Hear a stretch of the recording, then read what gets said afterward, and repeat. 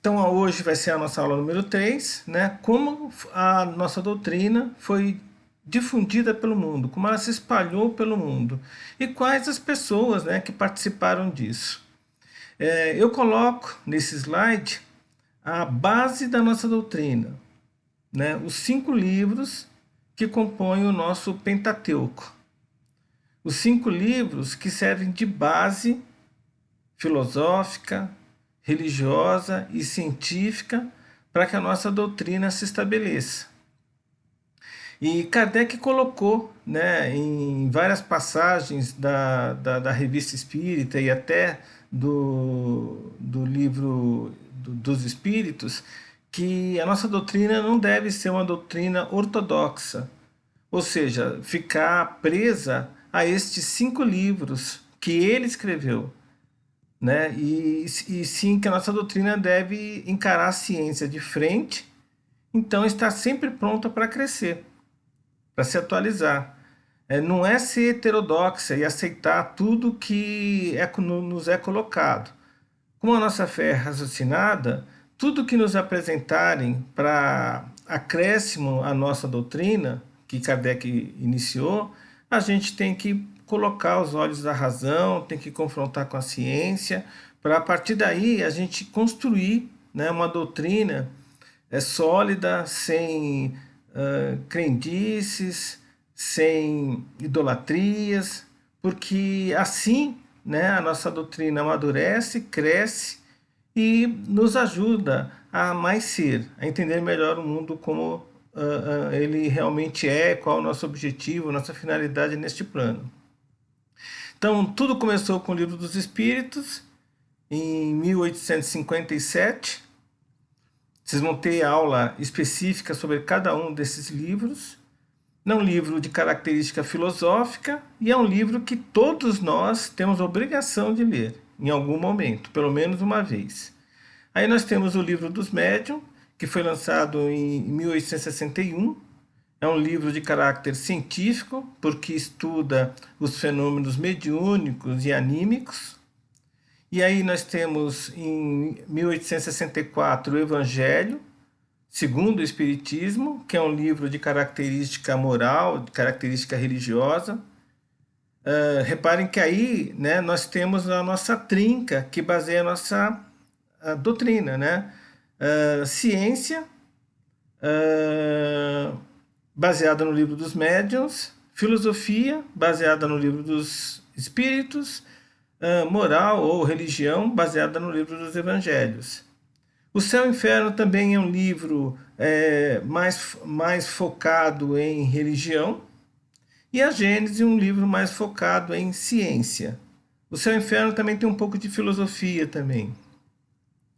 Então, Kardec, em 11 anos, né, ele lançou 5 livros, né, densos em conteúdo, em volumes, em conteúdo, que servem de referência para tudo mais que vier depois dele. Não que seja o que ele colocou seja a verdade última, mas é uma referência para que nós possamos crescer. Tanto é que os livros foram lançados em meados do século XIX, nós estamos no século XXI, e muito pouca coisa precisou ser corrigida, apesar do avanço da ciência, da tecnologia. Muito pouca coisa mesmo. Diria que em termos percentuais, nem 5%, né, pode ser reescrito ou corrigido do que Kardec colocou, principalmente no Pentateuco. Nós temos concorrentes? Temos. Nós temos várias religiões que procuram, né, oferecer outros caminhos de crescimento, de evolução. Então, colocando aí, coloquei as mais conhecidas, né, judaísmo, cristianismo, islamismo, hinduísmo, taoísmo, budismo, e tem as outras menores aí. Todas elas são caminhos de crescimento, caminhos de evolução que nós, como espíritas, temos que respeitar. nós discutimos, né? Se vocês discutiram no início da aula a questão da paciência. Paciência, né, tem a ver com o nosso ego, né? Quando nós somos impacientes, é a manifestação do nosso ego, que acha que as coisas têm que ser feitas no nosso tempo e também do nosso jeito. E aí a impaciência vira intolerância. E o pior é que na maioria das vezes a gente quer ser, nós somos impacientes e intolerantes. Queremos tudo no nosso tempo e do nosso jeito. E nós temos que ter essa consciência que cada um de nós tem o seu tempo, tem o seu jeito, né, de ver o universo, de ver o mundo que lhe cerca. E não tem um caminho melhor. Tem aquele caminho que é melhor para nós naquele tempo. Nós temos que imaginar que todos nós, espíritos encarnados nesse plano, estamos caminhando numa estrada que vai nos levar ao reino de Deus. Aonde o reino de Deus não é um local no espaço-tempo que um dia a gente vai chegar. Não, o reino de Deus é um estado de consciência, é um estado de espírito, de sintonia plena com o Pai, com o Divino, aonde, sem perder a nossa individualidade, nós nos fundimos com o Pai, como um só. Só que nós estamos longe disso, nós estamos caminhando para, e todos nós na mesma estrada. Então, nessa estrada, nós temos budistas, nós temos hinduístas, nós temos taoístas, temos evangélicos, cristãos e temos espíritas. Só que essa estrada, ela não é pavimentada, ela não é sinalizada, ela não é iluminada, ela não é uma estrada reta, pelo contrário, cheio de curvas, cruzamentos, entroncamentos. Ninguém conhece o caminho. Então, todos nós estamos aprendendo e conhecendo o caminho, caminhando. Então, não podemos nos achar, em nenhuma hipótese, melhor que os outros, porque nós estamos em um caminho diferente do outro, ou estamos com um preparo diferente. Porque dependendo de nossa consciência, de nosso estado evolutivo, cada um de nós tem uma mochila com apetrechos diferentes. Apetrechos que nos permitem enxergar mais longe, ouvir melhor, um mapa com um croquis da estrada, um calçado melhor, uma roupa melhor. Mas mesmo assim, nós erramos, nós escolhemos às vezes um caminho que nos faz perder tempo. Às vezes um colega nos avisa, oh, não vai por esse caminho, eu já fui e só perdi tempo. E a gente tem que estar pronto para escutar isso. A gente pode escorregar e cair, como um outro colega pode escorregar e cair na estrada, a gente tem que ajudar o colega se a gente quer ser ajudado em outro momento. Enfim, a nossa doutrina não é para ser imposta para ninguém. O que nos cabe é informar, convidar, para que outras pessoas também tenham as mesmas ferramentas que nós temos, que no momento nós julgamos adequada para atingir o reino de Deus.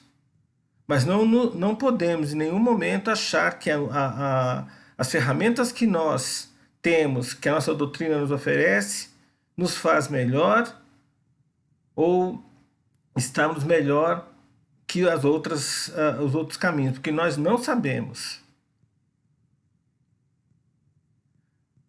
A doutrina nos traz uma consciência melhor, uma certeza, né, um conforto espiritual, e isso que nos faz caminhar melhor. Mas nós temos que respeitar, digo isso mais uma vez, o caminho que outros seguem. E da mesma forma que os outros caminhantes têm lá os seus manuais de referência, né, os Vedas, o Bhagavad Gita para os hindus, a Torá para os judeus, Tao Te Ching, né, para o confucionismo, Triptaka, dá uma pata para os budistas, o Alcorão para o Islã, a Bíblia para os cristãos evangélicos. Nós temos também o nosso manual de caminhada, de referência, que foi desenvolvido por este homem aí, Allan Kardec, que é o nosso Pentateuco, que eu já comentei no primeiro slide. E para nós caminharmos melhor, nós temos então que conhecer as ferramentas, os manuais, os instrumentos que nós vamos utilizar para caminhar. Então nós precisamos investir na leitura e no entendimento desses livros. Qual a melhor ordem? Pode ser lido fora da ordem os livros? Podem. Mas o ideal é que sigamos a ordem de lançamento. Principalmente o Livro dos Espíritos deve ser o primeiro, com certeza. Né? Mas depois pode, de repente, pular o Livro dos Médiuns e ler o Evangelho segundo o Espiritismo. Pode-se pular o Céu e o Inferno e ler a Gênese antes do Céu e o Inferno. Ou pode-se seguir a ordem. O importante é ler e procurar entender. A ideia desse curso é justamente apresentar esse grande trabalho de Kardec. O Espírito da Verdade, quando Kardec, logo que ele iniciou, que ele conheceu o Espiritismo, lhe disse que a missão dele ia ser uma missão difícil e que ele precisava, né, se entregar ao trabalho, à obra, e foi o que ele fez. Ele foi apresentado a fenomenologia espírita, né, no início dos anos 50, por volta de 1851, 1852, do século XIX. Em 1854, ele já estava participando, né, das primeiras reuniões mediúnicas. 3 anos depois, ele já lançava o Livro dos Espíritos. E não parou mais.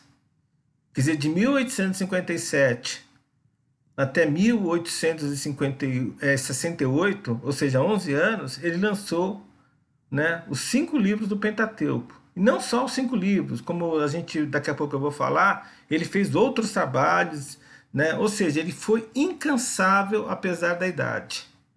Reparem que ele nasceu em 1804. Então, quando ele lançou o Livro dos Espíritos, em 1857, ele já tinha 53 anos.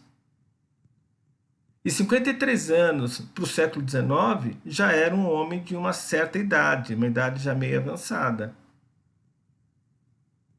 E mesmo assim ele encarou a missão, foi estudar, foi conhecer a partir do zero, para que pudesse deixar um legado para a humanidade, deixar um conjunto de ferramentas que possa ajudar outros espíritos a caminhar na estrada e chegar no reino de Deus. Nos livros que Kardec nos deixou, a gente tem a oportunidade de responder a perguntas que incomodam a todos nós, né? De onde viemos, para onde vamos, por que sofremos, o que nós sentimos, quem nós somos. Então repara que no livro 1 do Livro dos Espíritos, aqui no Livro dos Espíritos, na verdade, são 4 livros num único volume. Depois, quando vocês forem estudar a aula do Livro dos Espíritos, vocês vão entender melhor o que eu estou colocando. Na verdade, são 4 livros reunidos num único volume chamado Livro dos Espíritos. Então, e ele é baseado em perguntas e respostas. Perguntas que Kardec fez aos espíritos e ele, além da pergunta, colocava a resposta. Então, por exemplo, no livro 1, da questão 1 à questão 75, ele procura colocar respostas que nos ajudam a entender por que nascemos, né? Por que estamos nesse plano. No livro 2, da questão 76 a 613, né? O que nós sentimos, por que estamos aqui, como que nós interagimos com o universo, e assim por diante. Né? O livro 3, livro 4. E aí o Quem Sou, né? Os outros livros, a Gênese, o livro dos Médiuns, o Evangelho segundo o Espiritismo, o Céu e o Inferno, em conjunto com o livro dos Espíritos, né? Que vai da questão 1 até a questão 1019, nos preenche o espírito, nos deixando à vontade. Eu, falando por mim, eu fiz diversos caminhos e eu me encontrei, né, as respostas que eu procurava na nossa doutrina. Mas isso não significa que eu entenda que a nossa doutrina é o melhor caminho para todos. Não, a nossa doutrina é o melhor caminho para mim, pelo menos neste momento. Porque ela preencheu, respondeu questões pessoais que eu tinha e eu não encontrava resposta. E eu, minha família é de origem católica, tenho tio padre, eu até meus 20 anos participava de maneira bastante assídua e bastante forte na Igreja Católica, na comunidade que eu morava perto da onde eu morava na época. Mas depois eu trilhei outros caminhos. Rosa Cruz, gnose, maçonaria, xamanismo, Wicca, enfim, né? Teosofia, eu passei, li, pesquisei, e para mim, para o meu eu estou bem com a doutrina. Mas eu entendo que eu conheço pessoas que gostam, né, da teosofia, tem outras que gostam do budismo e se sentem bem, se sentem felizes. Então que assim seja. O importante é estarmos bem e encontrarmos a resposta que o nosso espírito anseia. Aqui então nós temos o trabalho da vida, né, de Kardec.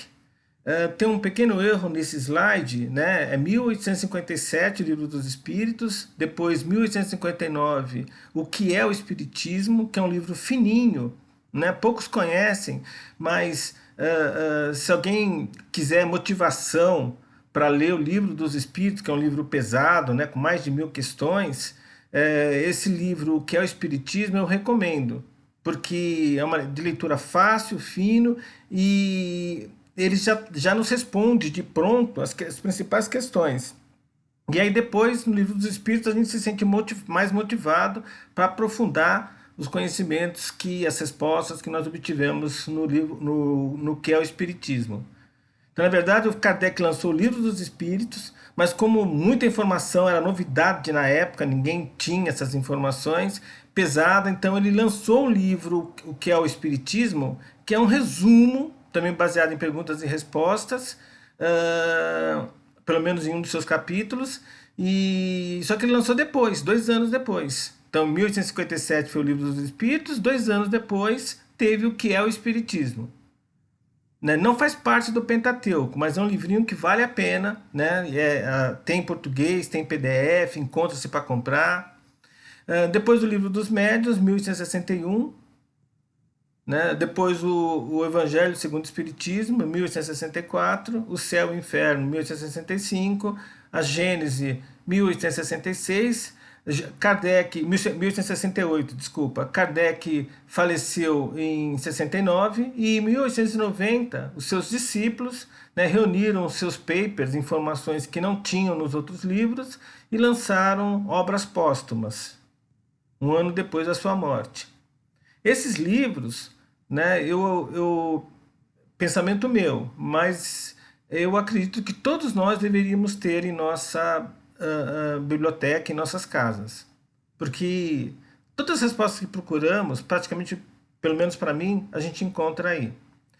Abaixo nós temos a Revista Espírita, que Kardec fundou, né, a revista em 1858, um ano depois de lançar o Livro dos Espíritos, e mês a mês ele lançava um exemplar dessa revista. Hoje a gente encontra em formato livro para comprar, a gente encontra também, quem gosta de PDF, na internet para baixar em português, para ler, mas muito interessante a revista porque tem as experiências, artigos, não só de Kardec como de outras pessoas, que enriquecem, complementam, aprofundam o que tem nos livros de Kardec. Repara como Kardec produziu, né? Quer dizer, em 11 anos, apesar da idade, ele lançou vários livros e ainda se preocupava em mensalmente lançar um exemplar da Revista Espírita. A Revista Espírita também, quando ele faleceu, acabou também deixando de existir, porque não encontrou nenhuma outra pessoa com a gana, com a vontade porque ele fazia sozinho, né? De manter esse exemplar, que chegou a ter 5.000 exemplares, né, por mês, né, sendo distribuído de assinantes.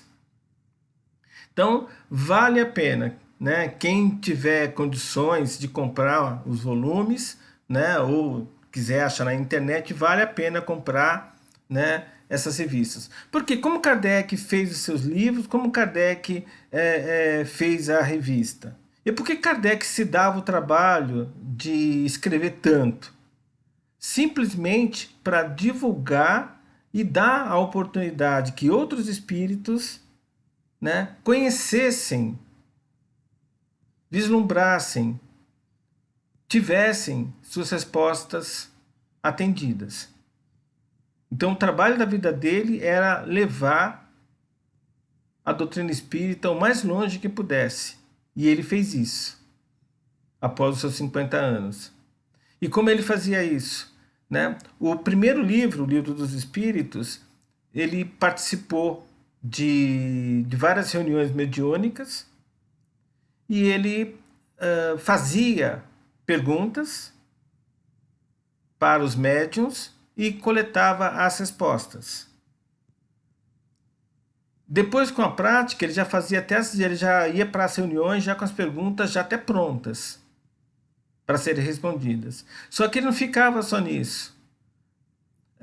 Para ter múltipla constatação, depois manteve uma rotina de escrever para diversas centros espíritas de diversas cidades, não só da França, como da Suíça, da Bélgica, da Inglaterra, dos Estados Unidos. E nessas cartas, além de comentários, opiniões, ele pedia para que fizessem as perguntas que ele queria as respostas para os médiuns das respectivas casas espíritas.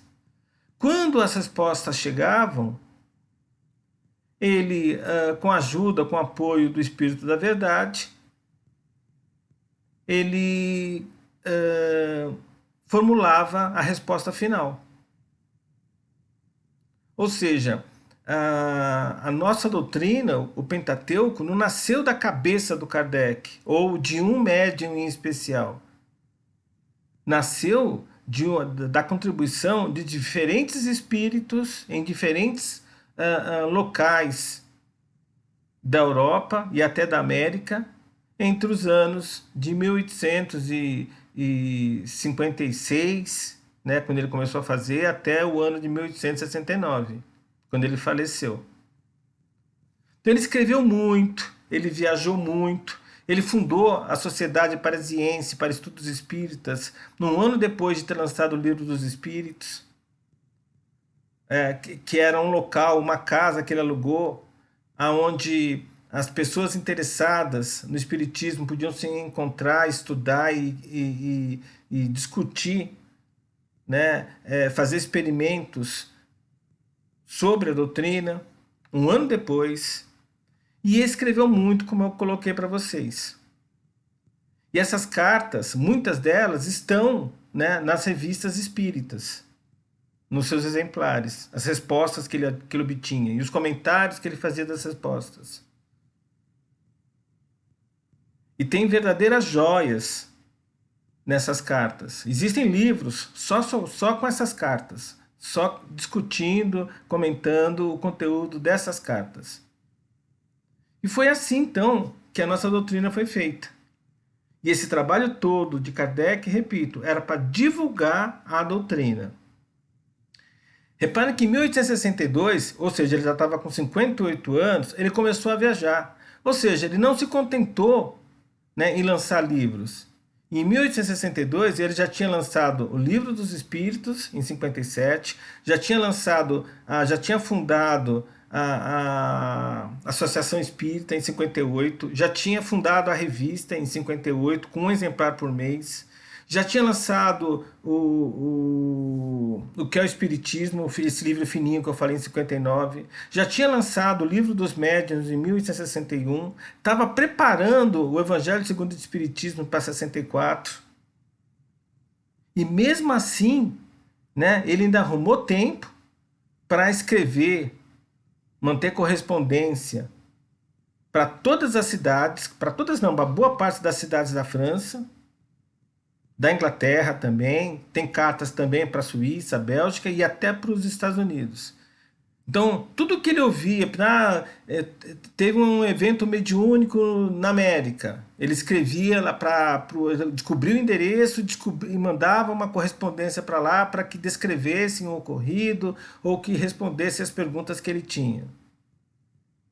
Lógico que na França, para ele era mais cômodo. Então, em 62, ele fez sua primeira viagem, onde ele passou por várias cidades, onde ele fazia palestras, fundava centros, participava de reuniões mediúnicas.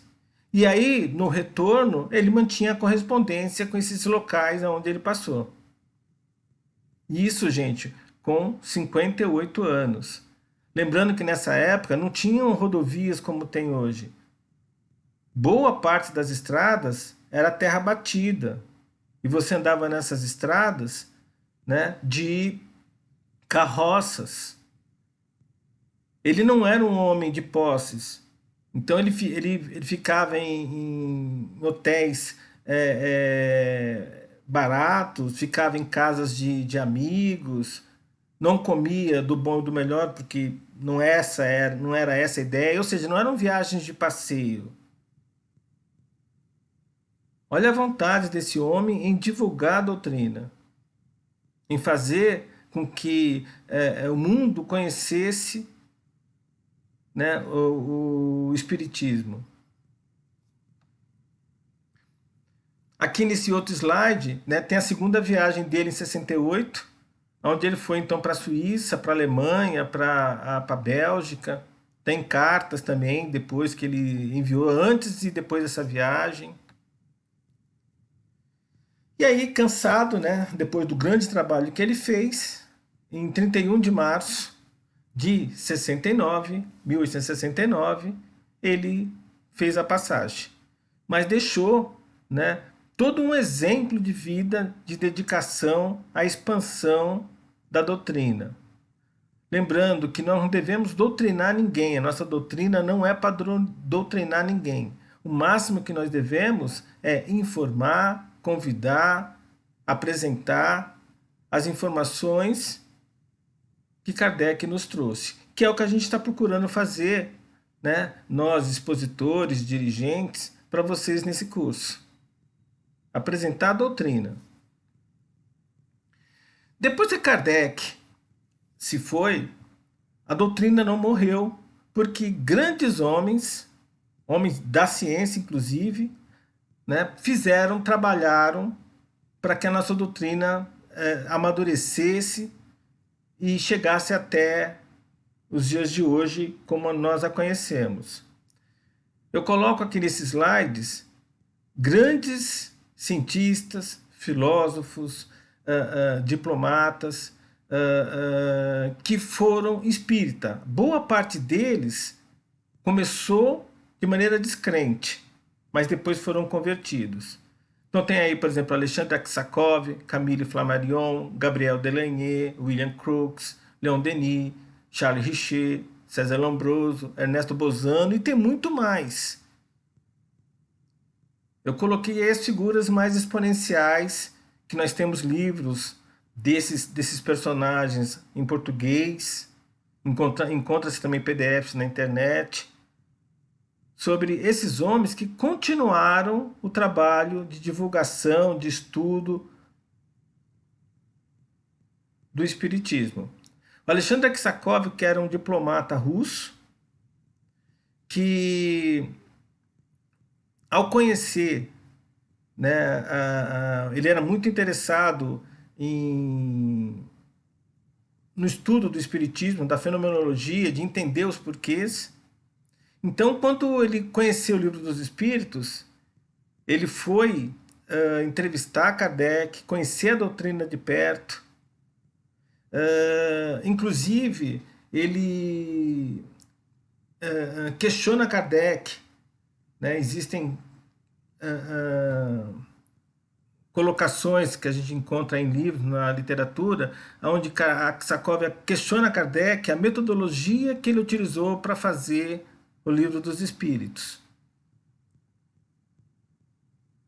E com o passar, né, da pesquisa, dos estudos que ele colocou, ele acabou se convertendo para o Espiritismo. Ele morreu no século XX, ele morreu já no início do século XX, mas ele, depois que Kardec faleceu, ele continuou a pesquisar, a estudar o Espiritismo e acabou no final se convertendo. E ele tem um livro que eu gosto muito, que é Animismo e Espiritismo, que é o melhor livro sobre o assunto. Daqui a pouco eu falo um pouquinho mais sobre isso. Gabriel Delaney e Camille Flammarion eram dois cientistas famosíssimos da época. Né? O Camille Flammarion era um astrônomo e o Gabriel Delaney um engenheiro.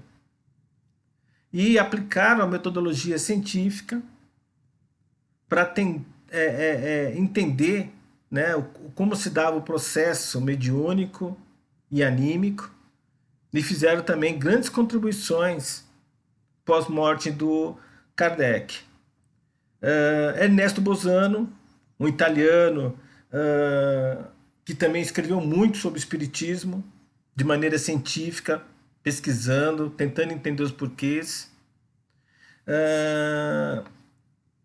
César Lombroso, ele era mais um psiquiatra, um criminalista, e é interessante também porque ele tinha uma tese onde o criminoso já nasceria de maneira nata criminoso, e depois que ele conhece o Espiritismo, ele refuta a sua própria tese.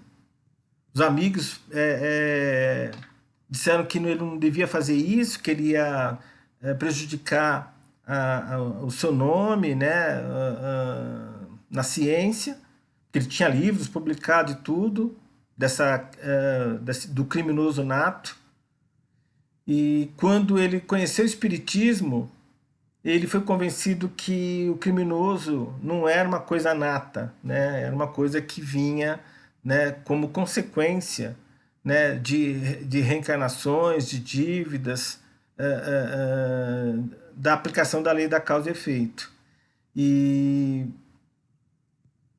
a experiência que serviu de conversão para ele participou de um estudo junto com William Crookes de uma famosa médium que eu vou colocar aqui, que é a Eusépia Palladino. E a Eusépia Palladino, né, mesmo num local fechado, né, por grades, que ela não poderia sair, ela materializou a mãe do César Lombroso, que passou pelas grades e o abraçou. Pelo menos é o que conta, né, num dos livros do William Crookes. E aí, isso é que fez o César Lombroso se converter para o Espiritismo. William Crookes também era um cientista famosíssimo, foi prêmio Nobel de Química, inclusive no início do século passado. Prêmio Nobel, gente. E ele estudou vários fenômenos de materialização, tanto fenômenos anímicos como mediúnicos. É muito interessante procurar ler os livros dele. Ele também foi convencido, começou a estudar o espiritismo, porque ele era uma pessoa famosíssima, né, grandes feitos na ciência. Ele começou a estudar o espiritismo para tentar desmascarar, que ele achava que eram truques, e acabou se convertendo também. Leon Denis, que, que foi o que mais trouxe em termos de acréscimo filosófico, ele era um filósofo para a nossa doutrina. Alguns acreditam que se não fosse Kardec, provavelmente seria Leon Denis, que teria trazido a terceira revelação. Charles Richer, né, outro prêmio Nobel, só que de medicina, que também acabou se convertendo para o espiritismo. Reparem que não eram homens desconhecidos, eram homens da ciência, né, homens que tinham livros publicados, homens que vieram ganhar prêmio Nobel no século passado, homens que no início não acreditavam na doutrina, no espiritismo, no fenômeno mediúnico, e ao estudar acabaram se convencendo. Alguém quer comentar alguma coisa, perguntar alguma coisa, gente? Vou avançar aqui os slides, se ninguém tiver nada. Podem perguntar. Eu gostaria de fazer uma pergunta. Por favor. Hoje, a gente sabe que, como todo evolui, a ciência também evoluiu muito. Existe algum estudo mais atual da ciência,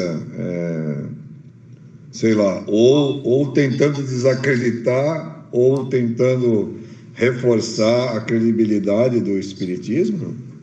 Sempre tem, né? Sempre tem sim. Mas como, né, o objeto da ciência é a matéria, a ciência não consegue dizer nem que não e nem que sim. Os experimentos de materialização, experimentos que envolvem animismo, a ciência não tem explicação.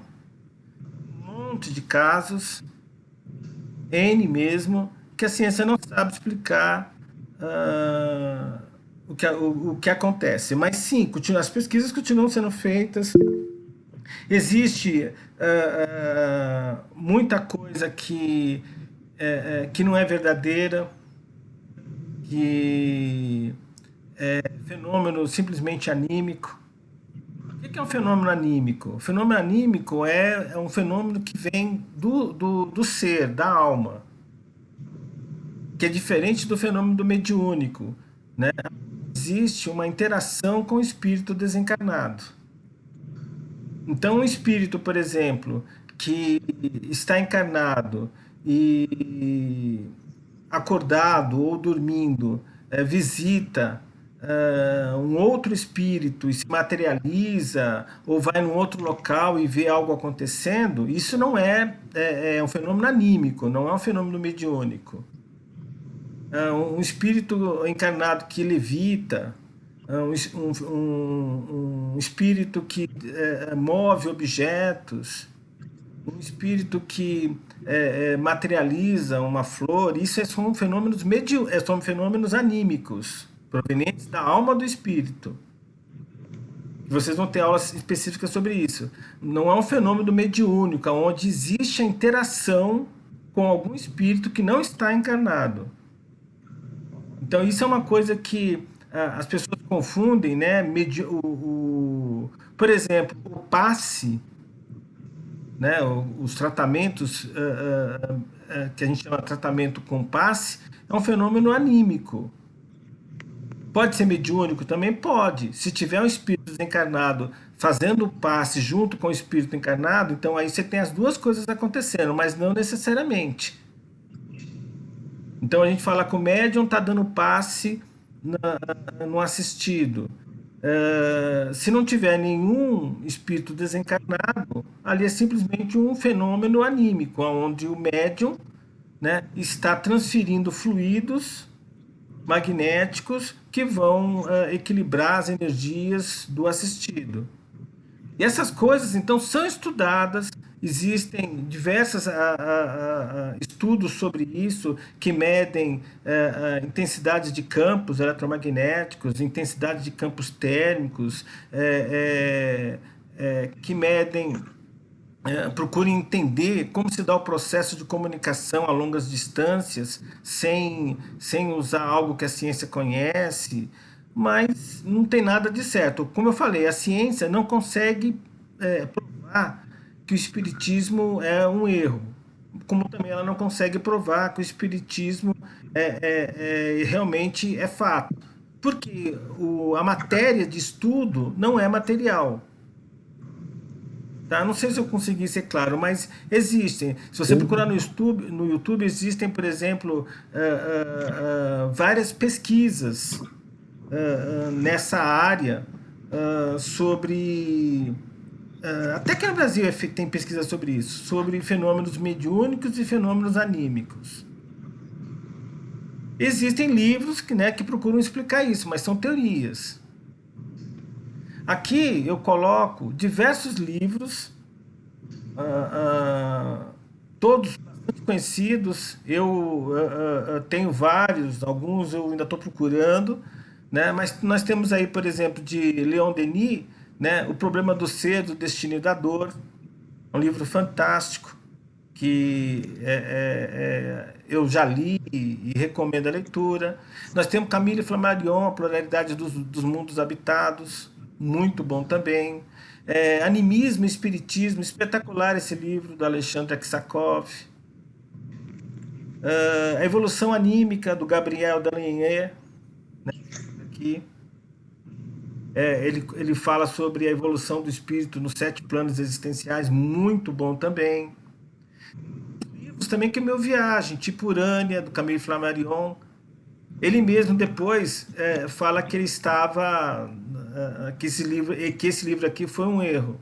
Mas enfim, né? Esse livro é fantástico. Ele se opõe aqui a um outro cientista da época dele, positivista, materialista, onde ele prova que Deus sim, Deus está em toda a natureza, e explica, né? Procura dar uma explicação bem lógica, né, para os fenômenos físicos. Esse livro é sensacional, Depois da Morte, de Leon Denis. Esse livro aqui, ó, William Crookes, esse aqui que fala da Eusébia Palladino,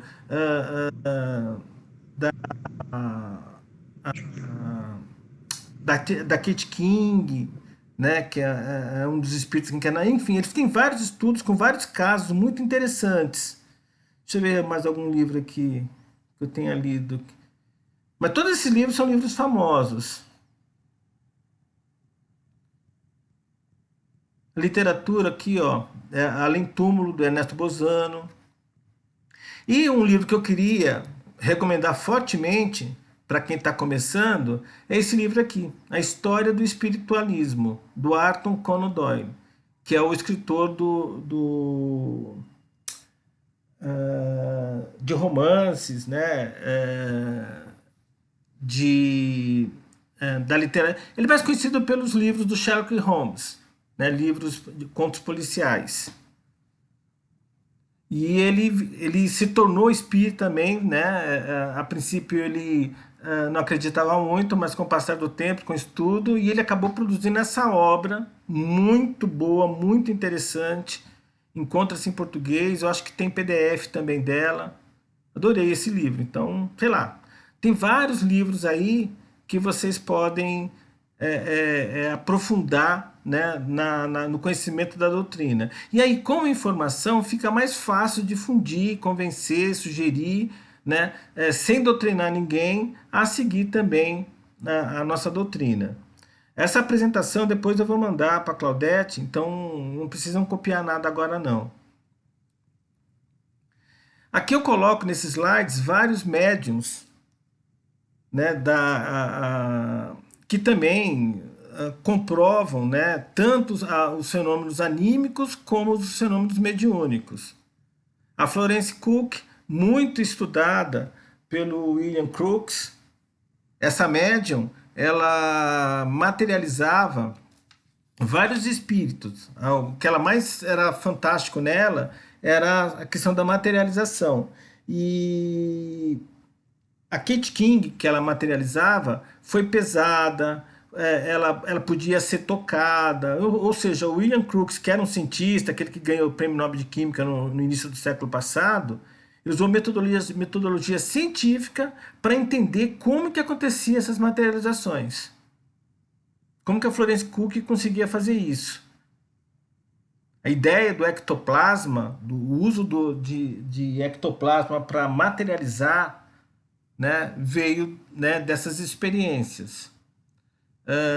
Eusapia Paladino fazia de tudo. Essa é uma média fantástica. Não só materializações, como quase toda a ordem de fenômeno mediúnico e fenômeno anímico. Porque aqui a Florence Cook era mais fenômeno anímico, né? Mas depois, como a Kate King começou a falar também, virou também um fenômeno mediúnico. O que mais aqui? O Emanuel Swedenborg, ele foi mais um... Ele viveu antes de Kardec, foi no século XVIII, 1700 e alguma coisa, e ele escreveu muito, né? Descreveu como é a existência do espírito em outros planos, ou seja, um trabalho muito parecido com o do Chico, mas com muito mais detalhes, né? Foi perseguido pela igreja cristã, enfim.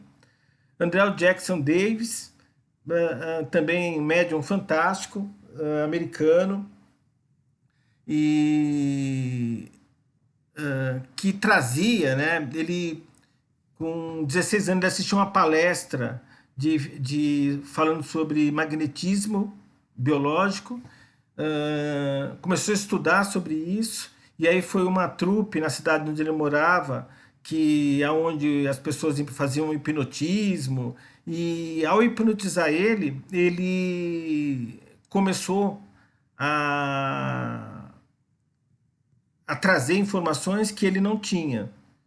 E aí ele praticou mais isso, desenvolveu e começou a escrever sobre todas as áreas da ciência humana, trouxe uma série de informações que ninguém tinha. Os irmãos Davenport, americanos, também vários fenômenos físicos, né, médiuns de fenômeno físico. Daniel Dungas, esse levitava a diversas alturas. Existem episódios onde o William Crookes, onde o Aksakov, que mais? O Flammarion, analisava esse cara e não entendia como ele conseguia transportar, materializar objetos, como ele conseguia levitar, aparecer em outros locais, enfim, fantástico. Desse daqui, ó, o Daniel Douglas Home, americano, Elsa Paladino, Florence Cook e os irmãos Davenport, eles passaram em várias baterias por diversos cientistas que não conseguiram arrumar uma explicação lógica para as coisas que eles presenciaram, de tanto efeito físico como efeito mediúnico que esses médicos produziram. Os cientistas iam estudar procurando uma fraude e acabavam se convencendo do fenômeno e virando espíritas. E aqui eu coloco, né, 3 brasileiros bem conhecidos para servir como exemplo que no Brasil também nós tivemos grandes médiuns. Eu coloquei 3 aqui, mas nós tivemos vários, né? Eurípides Barçanufo, bastante conhecido, o Arigó, né, também, e o Chico. O Barçanufo, o caso mais notável dele é ele dando aula para os alunos e, ao mesmo tempo, simultaneamente, fazendo um parto à distância de uma conhecida, de uma família conhecida dele, de forma tal que o marido que foi buscar ele na escola para fazer o parto, né, quando chega na escola, ele fala, né, o Eurípides fala para o marido que a criança já tinha nascido, que ele estava tudo bem, ou seja, o tempo do marido sair a cavalo e ir até a escola, foi o tempo de Eurípides descobrir que estava acontecendo o parto, de se deslocar em espírito, se materializar lá, fazer o parto e retornar antes do marido chegar a cavalo. Né? É um mito que tem de Eurípides, né? Que é uma coisa fantástica. O Arigó fazia, que foi estudado, teve várias comitivas americanas, médicos americanos renomados que vieram estudar o Zé Arigó e não entendiam como ele fazia cirurgias e a coisa acontecia. Tem um caso famoso de um senador que tinha um câncer de pulmão, que ia fazer uma cirurgia nos Estados Unidos, mas que os médicos acreditavam que ele tinha pouca chance de vida, e ele passeando com o Zé Arigó, o Zé Arigó resolveu fazer a cirurgia e ele só lembra do Zé Arigó entrando no quarto, ele com bisturi na mão, com a faca na mão, nem era bisturi, ele sonolento dormiu e quando acordou no outro dia, né, viu a roupa manchada de sangue, mas já seco, e o tumor que ele tinha no pulmão não existia mais. E enfim, né? E os médicos que tratavam esse senador também não encontravam explicação como o tumor tinha sumido e como que o Zé Arigó tinha feito essa cirurgia. Gente, tem muita coisa fantástica, né? E que tem a ver com a nossa doutrina. Essas coisas, algumas que eu comentei aqui, desses médiums, desses estudiosos, é interessante a gente conhecer até com detalhe, para motivar, incentivar outras pessoas a estudarem o Espiritismo, não ficar com aquele pré-julgamento que o Espiritismo é besteira, que é crendice, que não existe, enfim. Né? Então é interessante que nós busquemos mais informações. Como também estudar livros do Chico, né, é um caminho. Eu coloco aqui vários livros do André Luiz e do Emmanuel, que são os dois principais espíritos que escreveram através do Chico. Tem livros aqui fantásticos, como por exemplo Nosso Lar, Mensageiros, Missionário da Luz, No Mundo Maior, livros para quem quer estudar a parte mediúnica, né, nos domínios da mediunidade, mecanismos da mediunidade, que todos nós com o tempo acabamos, né, em um determinado momento, lendo esses livros. Emmanuel também, né? Quem gosta de romance espírita vai amar. Paulo Estevam, 2000 anos, 50 anos depois, Ave Cristo, Renúncia. É livros que você começa a ler e não consegue parar de ler. Livros que você vai chorar, provavelmente, vai se comover. Livros de grande sabedoria. Acho que quem já é espírita há uns 10 anos já leu esses livros, não tem como não ter lido. Fonte Viva, Palavras de Vida Eterna, Vinhas de Luz, Pão Nosso, Caminho, Verdade e Vida. Né? São livros que, né, pequenos, com muita informação, muito conhecimento condensado, né, que realmente Chico era um iluminado. Coloco aqui o Consolador, Caminho da Luz, que também são livros fantásticos do Emmanuel, enfim. Eu coloco aqui também outras personagens brasileiros, né, espíritas brasileiros, que são escritores, palestrantes, que nós devemos conhecer os seus livros, ou então procurar as suas palestras. Vivos ainda tem o Raul Teixeira, muito bom, o Haroldo Druto, acho que a maioria já conhece, os livros do Robson Pinheiro, André Trigueiro, Rosandro Kindley. Ou seja, tem várias, né? Valdo Vieira eu gostava, mas enfim, tem várias histórias interessantes também dele. Herculano Pires, Bezerra de Menezes, Carlos Schutel, enfim, gente. Nós temos muita gente boa, Pastorinho, e não tá aí o Peixotinho, a Batuíra, né? A Zíbia tá aí, ó, a Zíbia Gaspareto, então tem muita coisa boa. Só que assim, antes, né, de nós lermos, é o que eu recomendo, é a opinião minha. Apesar de ser mais fácil ler, né, principalmente os livros de André Luiz, Emmanuel já envolve um pouco mais de esforço, eu recomendo fortemente procurem ler, né, o Pentateuco, pelo menos o Livro dos Espíritos. Para quê? Para não tirar falsas conclusões ao ler algum desses livros e interpretar de maneira errônea. Porque tem muito, hoje nós temos a literatura espírita é muito ampla, tem muito escritor espírita, livro psicografado é meio que moda. Então a gente tem que ter uma fé raciocinada e não aceitar de pronto tudo que nos falam num vídeo, numa palestra ou num livro que a gente lê, sem usar o escrutínio da razão, sem antes procurar uma múltipla constatação. Kardec nos colocou isso, né? Então vocês vão ver depois com mais calma. Kardec deixou no prefácio do Evangelho segundo o Espiritismo uma metodologia para a nossa doutrina crescer sem dogmas, sem crendices, sem idolatrias, que é o método CUI, o controle universal dos ensinamentos do Espírito. Se algum Espírito trouxe uma verdade, se é uma verdade universal, não é uma verdade só para nós espíritas, é uma verdade que vale, né, para os espíritos encarnados em outros locais do planeta, em outras culturas, em outras religiões. Então, essa verdade tem que ter múltipla constatação, tem que ser trazida por outros médios de maneira independente.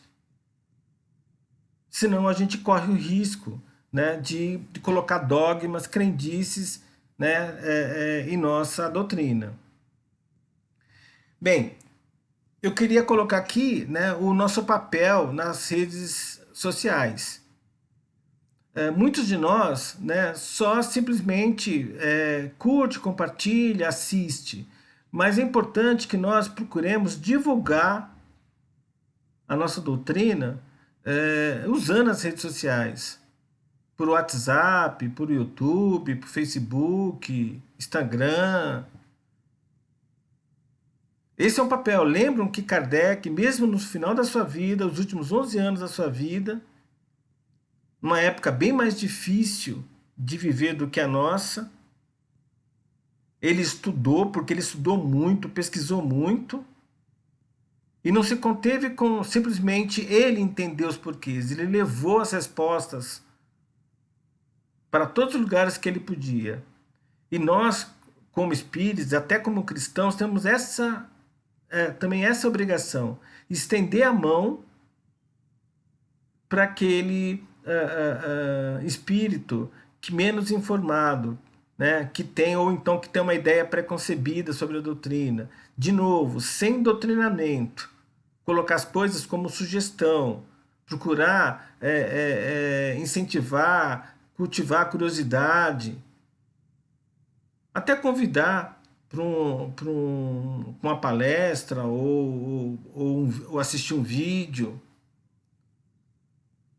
para que a nossa doutrina cresça, né, em membros e em qualidade. Porque sim, né, a nossa doutrina tem informações, pelo menos eu acredito, que possam ajudar boa parte dos espíritos aqui encarnados a evoluírem mais rápido. Eu termino colocando aqui, né, o Espiritismo, a maior caridade que podemos fazer pela doutrina espírita é a sua divulgação. Emmanuel, né, o mentor do Chico, colocou isso. Então vamos ajudar na divulgação da nossa doutrina, compartilhando, né, informação. Então está aqui a bibliografia, né? De novo eu ressalto aqui a história do Espiritismo, do Arthur Conan Doyle, né? Mas tem também o Gabriel Delaunay, o Fenômeno Espírita, enfim.